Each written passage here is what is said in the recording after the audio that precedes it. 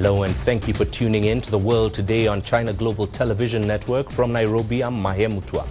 Let's begin with our top story, where Chinese President Xi Jinping has held a phone call with U.S. President Donald Trump, saying he wants to steer their bilateral ties steadily forward. Wu Haojun has more.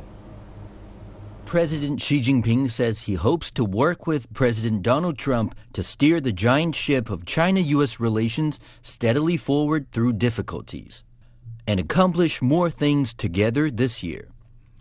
President Xi says if the two sides work in the same direction in the spirit of equality, respect, and mutual benefit, they can find ways to address each other's concerns.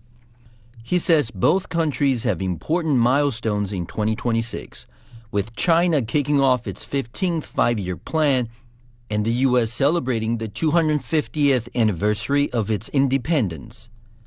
China will also host the APEC Economic Leaders meeting this year, and the U.S. will hold the G20 summit. Xi Jinping says China and the U.S. should make progress step by step to build mutual trust, find the right way to get along, and make 2026 a year where they advance toward mutual respect, peaceful coexistence, and win-win cooperation. President Xi emphasizes that the Taiwan question is the most important issue in China-U.S. relations. He stresses that Taiwan is China's territory and China must safeguard its own sovereignty and territorial integrity, and will never allow Taiwan to be separated. He urges the U.S. to handle the issue of arms sales to Taiwan with prudence. President Trump says he understands China's position on the Taiwan question and seeks to keep U.S.-China relations in good shape during his presidency. He also says the U.S. relationship with China is the most important in the world. Trump says he shares a strong relationship with President Xi and has a lot of respect for him. He says the two countries excel in fields including economy and trade, and adds that the U.S. seeks to work with China to strengthen bilateral ties. Well, Xi Jinping also held a virtual meeting with Russian President Vladimir Putin. The two leaders agreed to further deepen bilateral cooperation and promised to support each other in various sectors. President Xi said this year marks the beginning of China's 15th five-year plan, and that China will take proactive steps to expand its high-standard opening up and share development opportunities with all countries. Over the past year, we have met twice, steering China-Russia relations into a new stage of development. 2026 marks the first year of the China's 15th five-year plan, and China will more actively and proactively expand high-standard opening up. This year is also the 30th anniversary of the establishment of the China-Russia Strategic Cooperative Partnership, the 25th anniversary of the signing of the Treaty of Good Neighborliness and Friendly Cooperation between the People's Republic of China and the Russian Federation, and the launch year of the China-Russia Year of Education. Both sides should seize this historic opportunity and with deeper strategic coordination and more proactive and responsible actions as major countries, ensure that China-Russia relations continue to advance steadily along the right track. The Chinese president said the international situation has become increasingly turbulent since the beginning of the year. He said as responsible major countries and permanent members of the United Nations Security Council, China and Russia have an obligation to encourage the international community to uphold fairness and justice, resolutely defend the outcomes of victory in World War II, and firmly safeguard the international system centered on the United Nations and the basic norms of international law. President Putin said Russia has full confidence in bilateral relations. Both sides should continue to support each other in national sovereignty, economic development, and promoting people-to-people exchanges in education and culture. Putin also said Russia will continue strengthening coordination with China within multilateral frameworks, including the UN, the Shanghai Cooperation Organization, and the BRICS Group. Russia will also support the APEC Economic Leaders meeting in the Chinese city of Shenzhen later this year.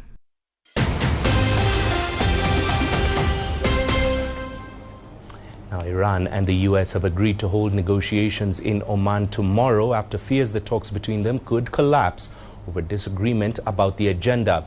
Despite this ray of hope for peace, many Iranians remain pessimistic based on previous U.S. actions. Seper Saremi reports from Tehran. 2 days ago, the president, Pezeshkian, instructed the foreign minister to start negotiations with the U.S. But last night, everyone here thought that the negotiations had collapsed because there were various reports from different websites that negotiations had collapsed due to some demands by the U.S. because it's crystal clear. The reason that over the disagreements, Iran says that we will negotiate only on the nuclear issue, but the U.S. has been insisting on including some other issues, as you mentioned, including ballistic missiles, the range of Iran's ballistic missiles. But the Iranian experts that I talk to here almost on a daily basis believe that the range of Iran's ballistic missiles is a red line for the negotiations. But last night, the moment that everyone thought the negotiations had collapsed, our foreign minister, Abbas Araghchi, in a post on X, announced that the negotiations will take place in Oman on Friday. About the mood that I have to tell you that Iranians are not really optimistic because 7 months ago, we were in the middle of negotiations that Iran was attacked by both U.S. and Israel. And also, 10 years ago, after years of negotiations, the fruit of those negotiations was JCPOA. And as you know, the U.S. withdrew from that agreement too after 3 years. So about the public mood is that so many are hopeful, but so many others believe that at the end there won't be much result because of the pessimism they have toward the U.S. actions. Meanwhile, trilateral talks involving Russia, Ukraine and the United States have begun in Abu Dhabi. Kyiv's lead negotiator called the first day productive. Nadia Swan has more now from Dubai. Some of the sticking points that they didn't get over last time, which was essentially the Russians wanting Ukraine to give up the last 20% of the Donbass, which Ukraine don't want to do, and also the fate of the Ukrainian Zaporizhzhia nuclear power plant, which is currently held by Russia. So those were the sticking points last time. Going to the second round of talks, what we're hearing is that Kyiv's top negotiator, Rustem Umerov, he's saying that Ukraine's actually working towards a dignified and lasting peace. However, a slightly different tone from the Russian side, who are saying that they are going to continue their special operation until, as they phrase it, Kyiv makes appropriate decisions. Now, the Ukrainian delegation are also expected to be holding just bilateral talks with the American delegation, and they say that they are set for real steps to take this peace process forward.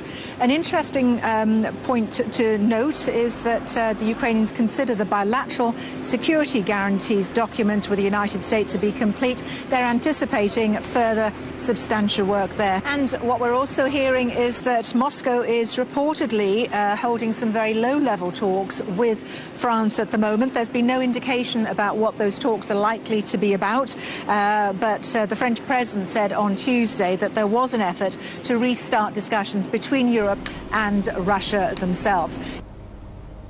Now, Russia has warned of a dangerous period as the new Strategic Arms Reduction Treaty, which limits Russian and U.S. nuclear weapons, expires today. The international community has voiced concern over a possible arms race between the two countries. Dasha Chernyshova has more from Moscow. With the New START treaty expiring, Moscow says it will act responsibly and based on a thorough analysis of the overall security situation.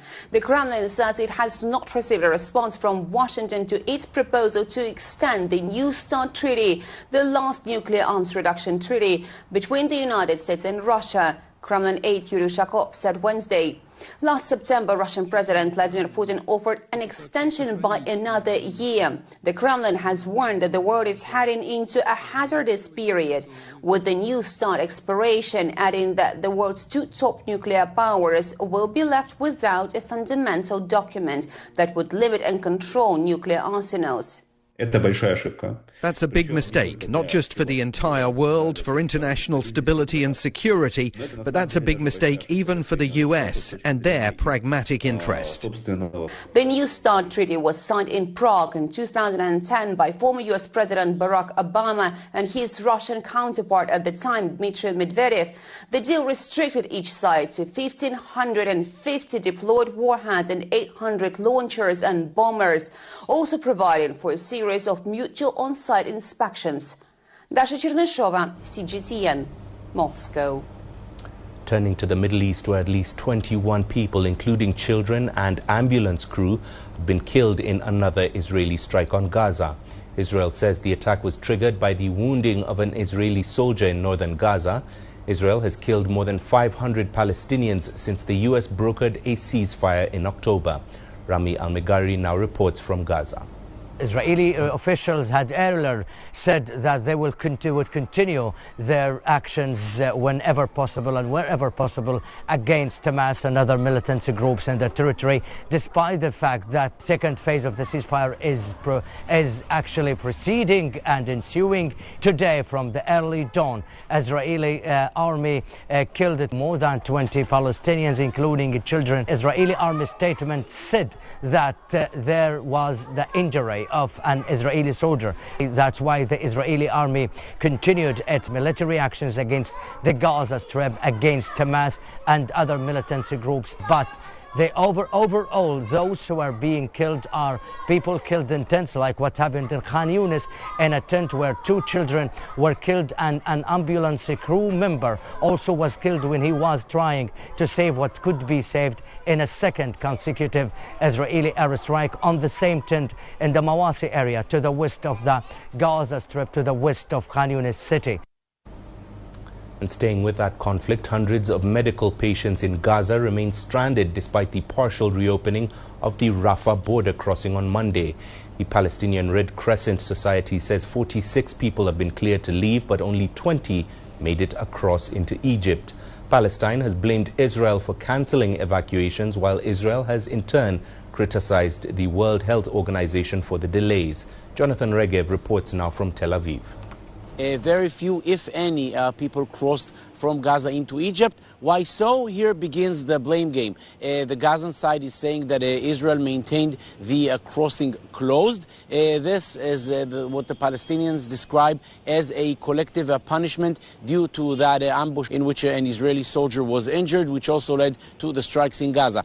Israel, however, through a statement from Kogat, the coordinator of government activities in the territories, completely denied these allegations and said that the Rafah border crossing was actually open today, but people did not cross because the World Health Organization is the body in charge of passing all of the details, the relevant details of the people passing from Gaza into Egypt, and the WHO simply did not do that. Therefore, according to Israel, it is the World Health Organization to be blamed for the fact that people did not cross from Gaza.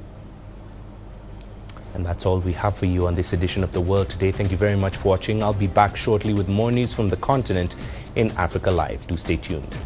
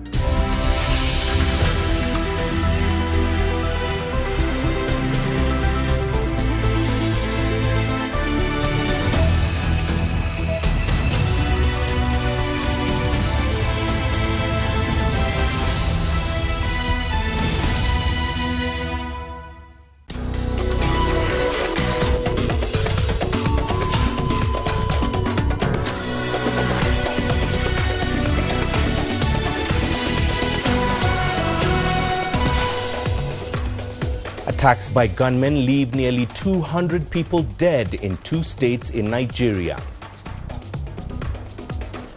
We'll see how the 3-year conflict in Sudan has impacted school children there. And Moroccan authorities issue urgent evacuation orders for residents of flood-prone areas in the northwest. Hello and welcome to Africa Live, wherever you're tuning in on CGTN. I'm Mahia Mutua in Nairobi. Here's what else is coming up on the program. U.S. Vice President J.D. Vance calls for trading bloc among allies to build supply chains of critical minerals. And in sports, the English League Cup final is all set after Manchester City beat Newcastle 5-1 on aggregate to book a date with Arsenal in March. We begin in Nigeria, where the Kwara State government has condemned Tuesday's attacks on 2 remote villages that led to the deaths of scores of its residents.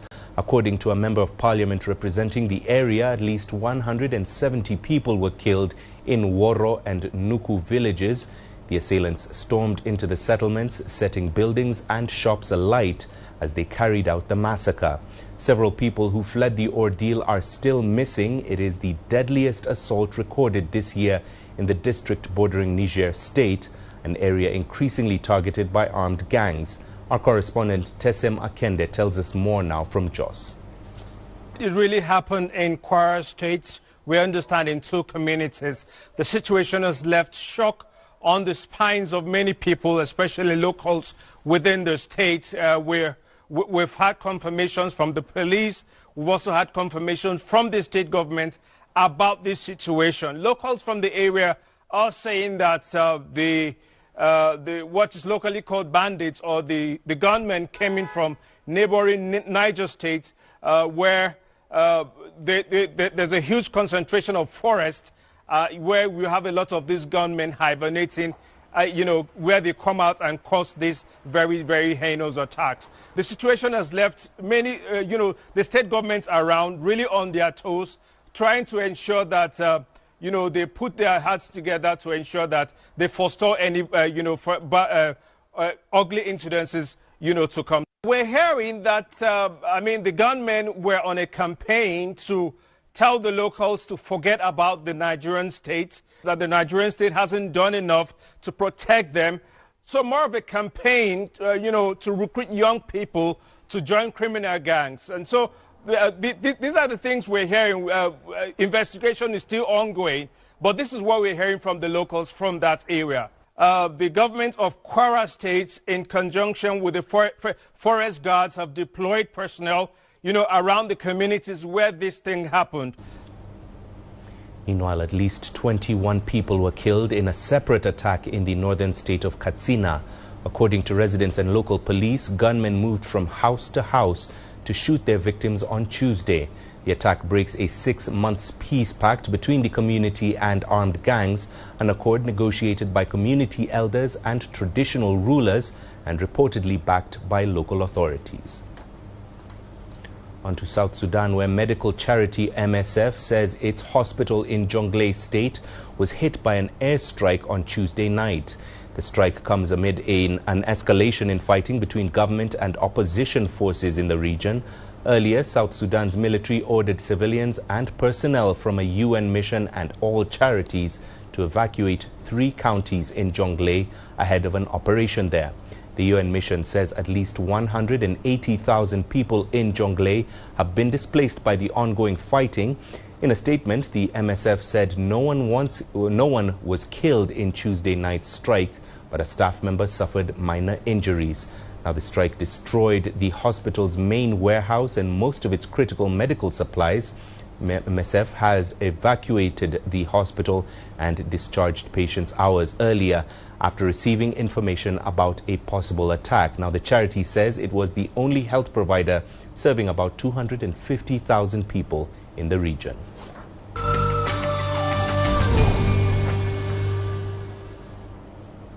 To Sudan, where the 3-year war has had a massive impact on the country's young people. Millions are displaced with no access to educational or development services. Aid groups warn the damage is no longer temporary. It's reshaping childhood itself as more children are forced to trade school for mere survival. Naba Mohideen now reports from Port Sudan. 16-year-old Ahmed counts his day in hours of work, not school bells. By sunrise, he's already on the street selling drinking water to earn enough to help feed a family of more than 30 siblings. Before Sudan's war, he was a student. Today, he's the provider. I wake up at 6 and go to buy about 25 pairs of bottles. I sell 2 pairs for 30 cents. I take a rest at noon and then bring another 25 pairs. I wanted to study engineering and one day I will. But now I need to help my family. The youngest children in his home still try to go to school. The eldest, including Ahmed, have made a quiet sacrifice. They stepped out of classrooms so the family could survive. I never imagined that my children would leave school, and if I had a choice, I wouldn't let them work. Before the war, they attended schools, but living conditions are worse now, and they're supporting the family and sacrificing for their siblings. Sudan's war has also created one of the world's longest education crises. A new Save the Children report says children have lost nearly 500 days of learning since fighting began in April 2023. More than 8 million school-age children, half the country's students, are now out of school. Classrooms have been destroyed or occupied. Teachers have fled or gone unpaid. Ahmed says he misses lessons most when he sees other children carrying books. For him, work is not a choice he celebrates. It's a duty he carries out. Education experts warn that the longer children stay out of school, the harder it will be for them to return. The economy, displacement, and prolonged closures are increasing the risk of child labor and permanently shrink future opportunities, threatening the country's recovery long after the war ends. It's a generational catastrophe. Ahmed's story reflects a national crisis measured not only in lost classrooms hours, but also in interrupted childhoods. A generation is growing up faster than it should, waiting for the chance to learn again. Naba Mohideen, CGTN, Port Sudan. Well, the conflict has hit local economies hard, with once thriving markets in major provincial cities now struggling to stay open. Farmers who had supplied the traders have fled their fields, whilst even getting produce to the markets is now a perilous task. The drop-off has impacted incomes, whilst ordinary people are facing much higher prices for essential foods. CGTN's Crystal Onkeo has more. Al Obeid is one of Sudan's most important cities, both economically and in terms of the ongoing war. Among the major cities in the central Kordofan region, it stands between Darfur to the west, a major stronghold of the RSF, and the army-controlled eastern half of the country. The city's main produce market was once a major regional hub for key crops like gum arabic and sesame. However, traders say things have drastically changed. There are some basics that stopped in the market due to the war. First, the commodities exchange, which is the place where crops are traded to set the prices and where the competition takes place. This main activity was suspended mainly due to the war. The market now receives only a trickle of the produce it once traded. In previous years, produce coming from Darfur and other parts of the Kordofan region, which would come in very large quantities, especially in January, which is the peak of produce. But the war's impact is clear. As you see now, incoming quantities are 10% of the produce we used to get in the years before the war. This is attributed to blocked and unsafe transportation routes from Darfur. Aside from the significant drop in supply, high transportation costs have also pushed prices higher than the global price levels. Looking to take control of Kordofan, the Rapid Support Forces have intensified drone strikes around Al Obeid. A strike hit the crops market 3 months ago, dealing a major setback to what were efforts to get it back on track. The warehouses were very full, and when the drones hit, the traders were severely harmed. All the shops were burned and the grains as well. We ourselves were harmed. We became jobless and we stopped working for a long time. But now, thank God, we became a little more stable and started working.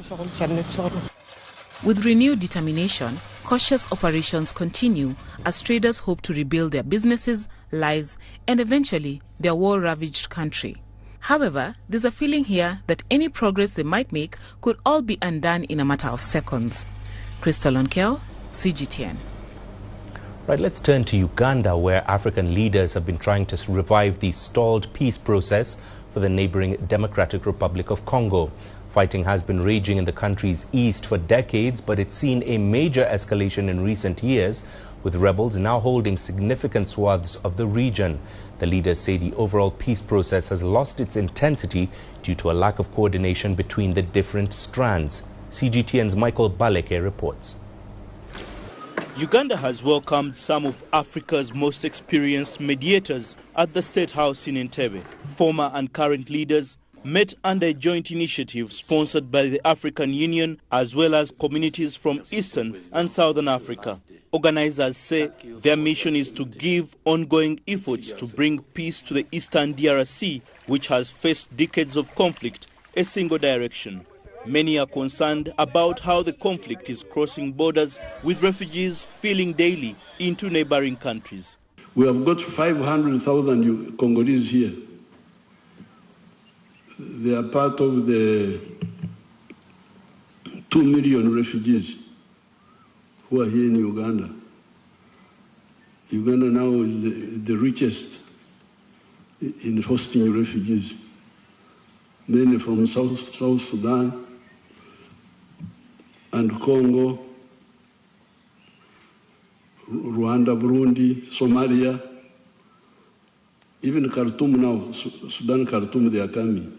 Armed groups remain active in Eastern DR Congo. Millions are displaced and tension between neighboring countries remains high. Leaders here say the problem is not a lack of talks, but too many peace efforts moving in different directions, often driven from outside the continent.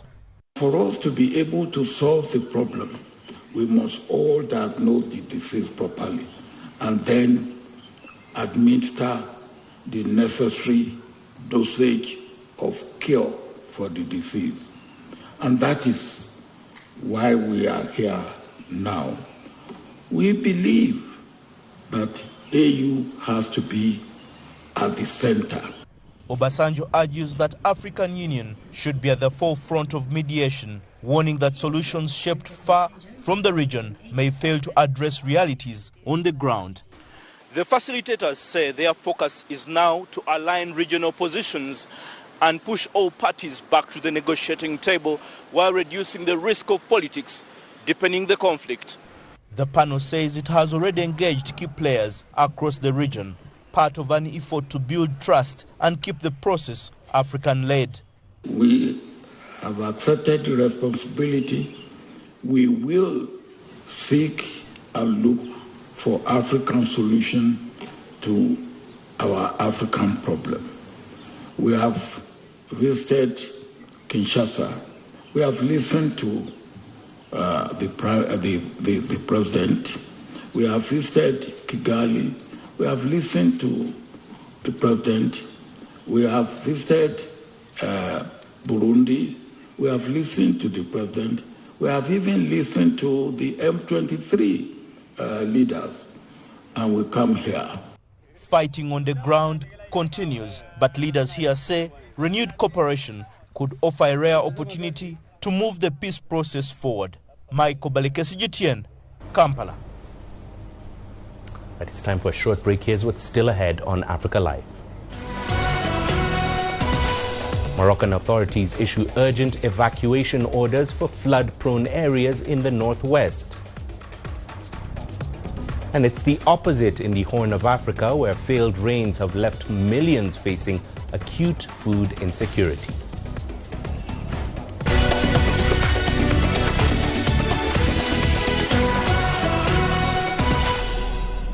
Now, millions of people across the Horn of Africa are grappling with a devastating drought following failed rains, which have led to a loss of pasture and death of livestock. With over 2 million Kenyans now facing acute food insecurity, CGTN's Wilkista Nyabwa traveled to some of the country's hardest hit areas and now files this report. The sun is at its highest when yet another carcass joins the growing pile of dead livestock.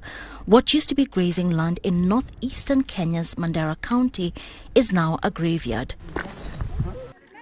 Ado Hussein is among the many counting their losses. In the arid region where livestock is the main source of income, the drought has had a devastating impact.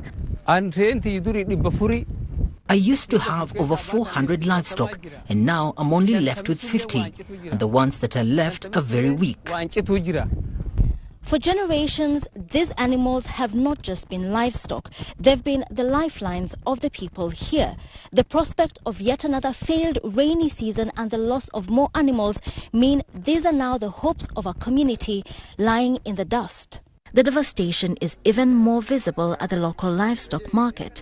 Here the price of a goat has dropped from about $80 to just $16. This is the impact of a drought that has swept across parts of the Horn of Africa region after 3 consecutive seasons of failed rains. The Famine Early Warning Systems estimates that 20 to 25 million people across Somalia, Ethiopia and Kenya are in need of humanitarian food assistance, with drought accounting for over half of them.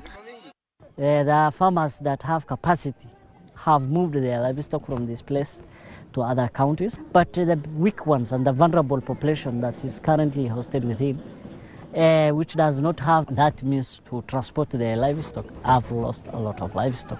In Kenya, government bodies, aid agencies and other stakeholders have come together to provide relief in the form of water, food and cash transfers.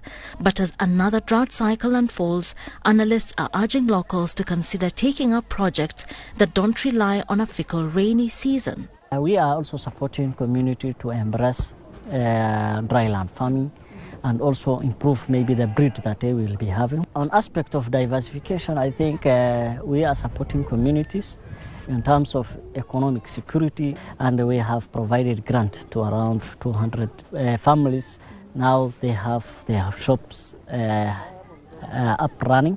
But for a community that has long depended on one way of life, it's an idea that is yet to take a firm hold. And as Kenya's National Drought Management Authority warns that the January to March season will be particularly harsh, waiting for the rainy days they hope are around the corner. Wilkis Anyabwa, CGTN, Mandera. To Morocco, which has issued urgent evacuation orders for residents in flood-prone areas of the northwestern plains. Many neighborhoods and crop fields have been submerged following the overflow of Lucus River. The Interior Ministry says more than 100,000 people have so far been moved. Most evacuations took place in Ksar El Kebir, which is about 90 kilometers south of the city of Tangier. State TV coverage shows evacuees receiving shelter and food. Concerns are growing over the Oued Makazine Dam, which is nearing 150% capacity. And it's a similar story in Tunisia, where schools and many businesses have been forced to close after torrential rainfall triggered deadly flooding. Officials say rainfall levels not seen in more than 70 years have overwhelmed drainage systems, leaving at least 4 people dead and exposing deep infrastructure vulnerabilities. With such climate extremes becoming more frequent and intense in North Africa, long droughts are also a common problem. Authorities are being urged to act. Adnan Shawashi tells us more. Days of intense rainfall flooded streets, homes and commercial areas across large parts of Tunisia, paralyzing daily life in Tunis and several inland regions. Emergency services were deployed as water levels rose rapidly, forcing closures of schools, public institutions and private businesses, while dozens of families were evacuated from high-risk neighborhoods. Everything available to the state must be fully mobilized, including all ministries, the Ministry of Equipment, the Ministry of Agriculture, as well as Civil Protection and the regional authorities. Thank God, today the armed forces also intervened with trucks to carry out rescue operations. The first priority is saving lives. In low-lying and coastal districts of the capital, floodwaters inundated shops and homes, leaving many residents unable to work or even access their neighborhoods. For small business owners, the damage is recurring and often devastating. Every time it rains, I lose everything. The floods rise to the same level as the sea in this area. I was unable to reach my flower shop for 2 days. Civil protection teams tried to help, but there was little they could do. Beyond the rainfall itself, residents point to structural problems that continue to worsen flooding risks: aging drainage networks, uncontrolled urban expansion, and blocked sewers have left many neighborhoods unable to absorb heavy rain, turning streets into rivers within hours. I blame city residents who build in high-risk areas and litter the streets. Years of accumulated garbage have clogged the sewers, preventing rainwater from draining and causing our neighborhoods to flood. Tunisia's flooding reflects a wider regional crisis.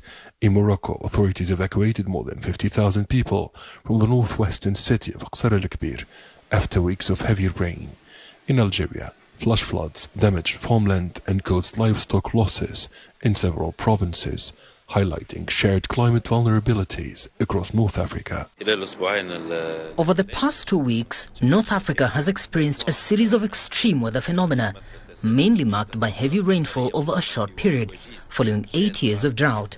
At the same time, these rains were accompanied by flooding and relatively strong winds, affecting Morocco, Algeria, and Tunisia. As emergency teams remain on alert, meteorologists warn that North Africa is experiencing a rise in the frequency and intensity of extreme weather events, increasing the risk of flooding across the region. Climate experts say the floods expose deep vulnerabilities in cities unprepared for climate extremes. For many here, what was once exceptional is fast becoming the new normal. Abdel Shawishi, CGTN, Tunis. Eswatini's High Court has dismissed a case challenging the government's deal with the United States to accept third country deportees.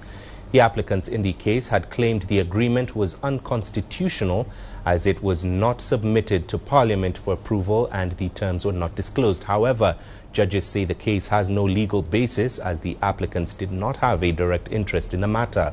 The U.S. has sent 15 third country deportees to Eswatini since July as part of its crackdown on illegal immigration. Meanwhile, a South African court has ruled that memorabilia that once belonged to late President Nelson Mandela can now head to auction and be exported out of the country.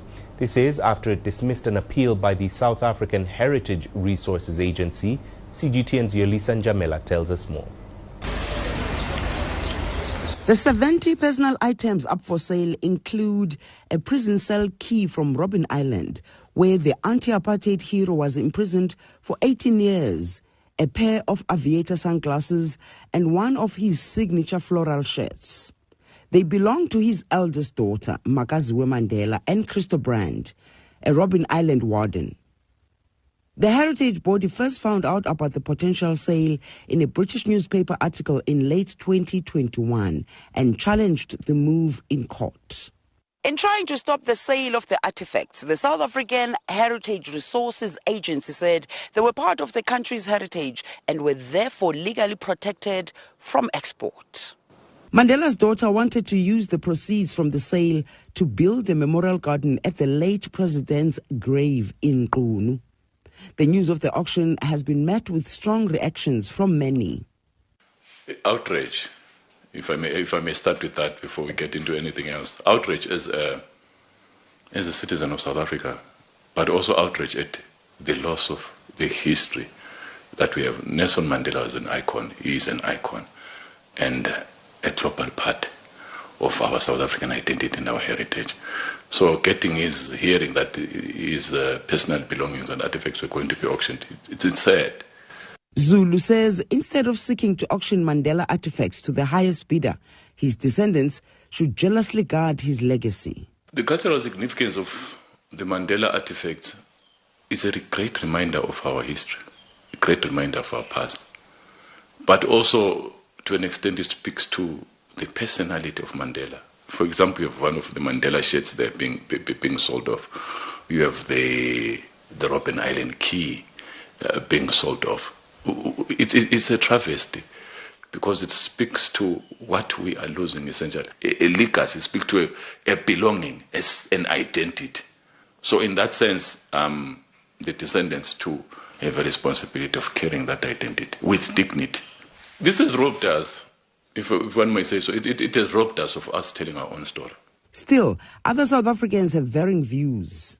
I support it very much because I believe that any legacy should be able to generate something for the remaining generation. There is no point in holding on to those things, whereas there are people that want to buy them and they can actually generate money for their own family and, just to restore themselves and their dignity. I don't think it's a good idea. Selling these Mandela belongings could be a lifetime investment for the Mandela family. If maybe they could open something like their own museum where people would come and enjoy seeing these things, I think it would be more beneficial for the Mandela family than just getting a one-time payment.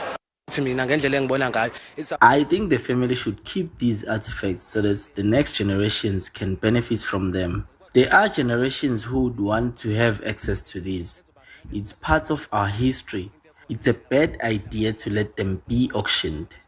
The auction is expected to be conducted through Jensei's Auctions House based in New York. Yolisa Njamela for CGTN in Johannesburg, South Africa. Right, it's just about time for us to check in on all the latest in business. Here are your headlines. U.S. Vice President J.D. Vance calls for a special trading bloc to build supply chains of critical minerals.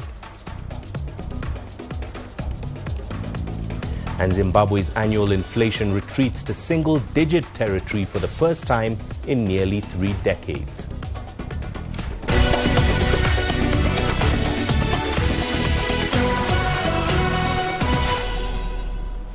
Right, time for the business. And the U.S. Vice President has called for a trading bloc among the country's allies and partners to build supply chains of critical minerals. J.D. Vance made the remark at a critical minerals conference in Washington, D.C. Ministers from dozens of countries are attending. U.S. Secretary of State Marco Rubio said every country has a role to play in the global initiative for critical minerals. On Monday, President Donald Trump announced the launch of a U.S. strategic mineral stockpile dubbed Project Vault. It will be funded by $2 billion of private capital along with a $10 billion loan from the U.S. Export-Import Bank. Now, critical minerals are raw materials designated by governments as critical for their economies. In Beijing, a foreign ministry spokesman says China's position on issues related to the global critical mineral sector remains unchanged. Lin Jian said countries need to follow market economy principles and international economic and trade rules and step up communication and dialogue. He stressed the need to keep the industrial and supply chains stable and unimpeded so as to advance the steady growth of the world economy. Moving to North Africa, where Algeria has opened a railway which holds the key to unlocking vast iron ore deposits in the country's south. The Gara Jebilet mine is estimated to hold more than 3.5 billion tons of iron ore. Officials say the whole project, which was completed in conjunction with China, marks a major step in the country's drive to diversify its oil-dependent economy. CGTN's Adnan Shawashi tells us more. After decades of delays, the project has moved from plans to reality. President Abdelmajid Tebboune inaugurated the 950-kilometer railway linking the remote Garaj Bilet mine in the deep south to the northern mining hub of Bishar, forming part of a broader corridor extending toward Mediterranean ports. In a span of 20 months, this giant railway line was completed through Algerian determination, Algerian financing and Algerian expertise, together with our Chinese partners. Officials say the rail link removes the main logistical obstacle that kept one of the world's largest iron ore reserves idle for decades, allowing the first commercial shipments of ore to move out of the Sahara. The deeper we go into the mine, the better the quality of the iron. The Garaj Bilet deposit is estimated to hold more than 3.5 billion tons of iron ore, with production expected to start at a few million tons per year before scaling up significantly over the coming decades. Railways represent a key linking mechanism between the different components, whether mining or industrial. Algeria's strategic objective is not to export raw materials or iron in its unprocessed form, but to enhance its value by integrating it into a transformative industrial cycle that generates greater added value from these underground resources. China has played a central role in this transformation, providing engineering expertise, rail construction capacity, and industrial know-how through companies such as China Railway Construction Corporation and Sinosteel. The Chinese-Algerian partnership once again demonstrates its economic efficiency and reliability. For both Algeria and China, it is a trust-based win-win cooperation across key strategic sectors.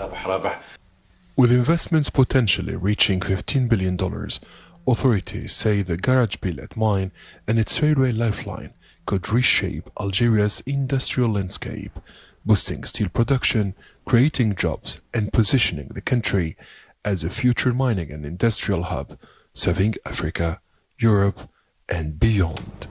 Abdin Shawishi, CGTN. Taking you to Zimbabwe now, where the country's annual inflation has retreated to single-digit territory for the first time in nearly 3 decades. That's a milestone authorities say reflects tighter economic management after years of instability. CGTN's Farai Mwakutuya tells us more.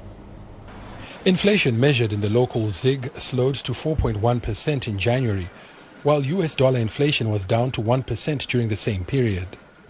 For decades, Zimbabwe has been synonymous with hyperinflation, which at its peak crippled the economy, forcing repeated currency changes and eroding public trust. Now, with inflation back in single-digit territory, officials say the country is entering a new phase of price stability, a welcome break from the turbulent past. Authorities credit the turnaround to strict fiscal discipline, tighter control of money supply, and currency reforms, including the introduction of a gold-backed local currency. Our money supply growth has been managed at less than 2% by the monetary authorities. I think over the last year, and this compares favorably with previous years' money supply growth of above 10%. So the monetary authorities have done quite well in that area. Government has also reined in spending, running up a budget deficit of about 0.3% in 2025.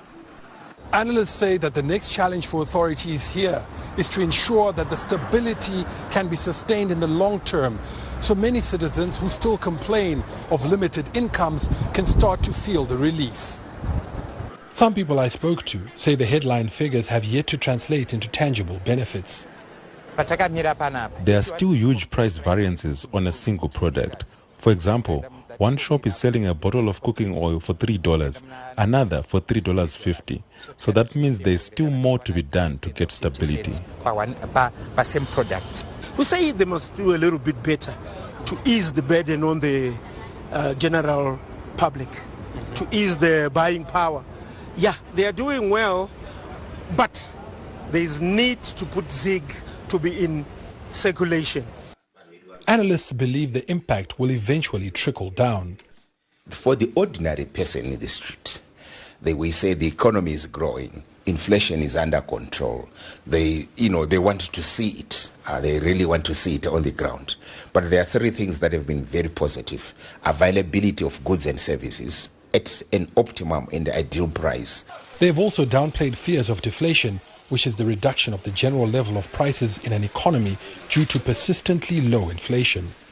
The advantage that this economy has is that it has got aggregate demand. So the possibility and the likelihood of deflation, that I don't think will not happen. The government has urged businesses and employees to align their prices and wage demands to prevailing inflation statistics in order to maintain the current stability.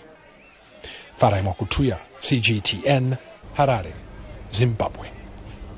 Right, it's just about time for the sports here on Africa Live. Here's what's coming up.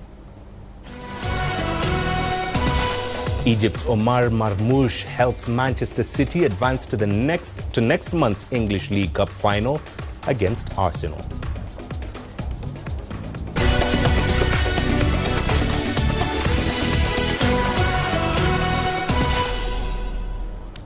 We begin with football from England, and Manchester City will play Arsenal in next month's League Cup final after Pep Guardiola's men completed the job against the holders Newcastle last night. City had come into the second leg at the Etihad in a commanding position, having earlier won 2-0 at St James's Park. Egypt's Omar Marmoush put the tie beyond doubt with 2 first-half goals, the first coming after just 7 minutes. Tijani Reinders added a third before half-time to ensure a second-half stroll. Harvey Barnes picked up a consolation for Newcastle, whose hopes of back-to-back titles had in truth been dashed in the first leg. Guardiola now says it's a sign his side are improving after some difficult times. Joke aside, I'm really pleased. It's not for granted. I know how difficult it is. How difficult. I don't know how many semi-finals we have played in FA Cup, for example, and finals in a row. So yeah, it's really good. So in 10 years, 5 times Carabao Cup final. So yeah, it's really good. Top. That means we were not consistency last season, but that season for little margins we have not been closer from the Premier League with Arsenal, but. Except last season, I would say the rest we have been incredible machine and being there day by day. Well, the new IOC President Kirsty Coventry says in an increasingly divided world, the Olympics shows us how it doesn't have to be that way. The Zimbabwean who took over the mantle from longtime President Thomas Bach last year says she saw nothing but inclusiveness and respect when she visited the Olympic Village this week. She said tomorrow night's opening ceremony in Milan will reflect that. I hope that the opening ceremony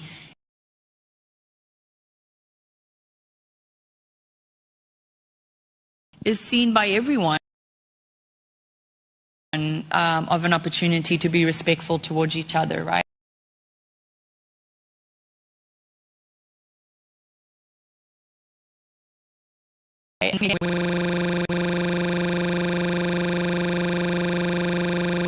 No one's asking what country they come from or what religion or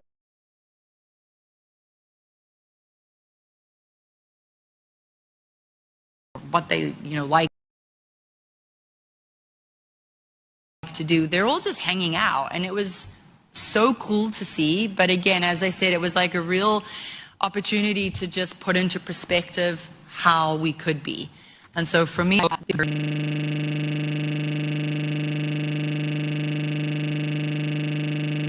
the committee's executive board says the Swiss side will enter what's called a preferred dialogue process, and a decision could be announced next year. Now, if no host site is selected by that time, bidding will be open to other interested parties. Switzerland, which hosts the IOC's headquarters in Lausanne, has repeatedly rejected Olympic plans in recent years.